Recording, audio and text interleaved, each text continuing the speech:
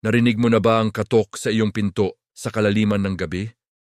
Baka gusto mong mag-isip ng 2 beses bago ito buksan. Sa kwentong bayan ng Pilipinas, may paniniwala tungkol sa mga nilalang na tinatawag na kumakatok. Sinasabing sila ay isang trio, madalas na inilalarawan bilang isang matandang lalaki, isang dalaga at isang binata.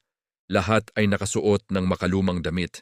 Magkakasama silang naglalakbay, kumakatok sa mga pinto sa kalaliman ng gabi.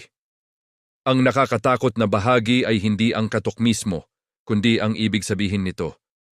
Ang kumakatok ay mga tagapagbalita ng kamatayan. Hindi sila pumipilit na pumasok o nagsasalita. Kumakatok lang sila. Kung bubuksan mo ang pinto at makita sila, pinaniniwalaan na isang miyembro ng iyong sambahayan ang malapit ng pumanaw. May mga nagsasabi na ang dalaga ay may dalang libro kung saan isinusulat niya ang mga pangalan ng mga taong dumating na ang oras. Kaya, ano ang gagawin mo kung marinig mo ang nakamamatay na katok na iyon? Sabi sa mga kwento, hindi mo dapat buksan ang pinto.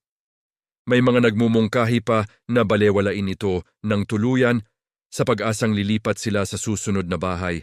Ito ay isang nakakakilabot na paalala na ang ilang mga bisita ay nagdadala ng higit pa.